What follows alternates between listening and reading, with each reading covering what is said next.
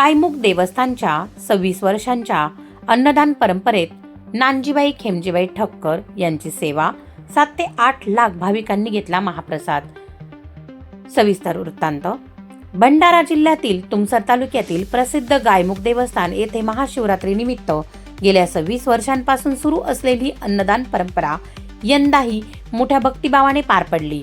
5 दिवसांच्या या यात्रोत्सवात विदर्भातील सुमारे 7 ते 8 लाख भाविकांनी दर्शनाचा आणि महाप्रसादाचा लाभ घेतला। थोर समाजसेवक श्री नानजीबाई खेमजीबाई ठक्कर ठाणावाला यांच्या मार्गदर्शनाखाली एनकेटी ग्रुपतर्फे हा उपक्रम राबविला जात आहे।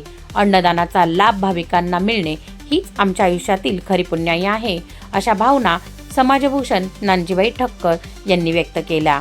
विशेष म्हणजे कैलासी आश्रम येथे नो दानपेटी हा संकल्प मनी बाळगून कोणाकडूनही सक्तीची वर्गणी न घेता ही सेवा अविरत सुरू आहे। आम्ही कोणतीही निवडणूक लढवत नाही, केवळ सामाजिक आणि शैक्षणिक कार्यासाठी कटिबद्ध आहोत, असेही त्यांनी यावेळी स्पष्ट केले।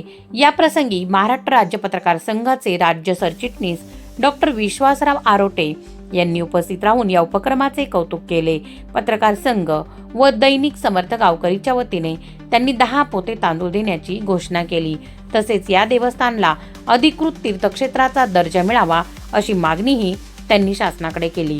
यात्रेदरम्यान सुमारे 800 ते 900 पोलीस कर्मचारी, होमगार्ड आणि स्वयंसेवक विद्यार्थ्यांनी चोख बंदोबस्त व नियोजन सांभाळले।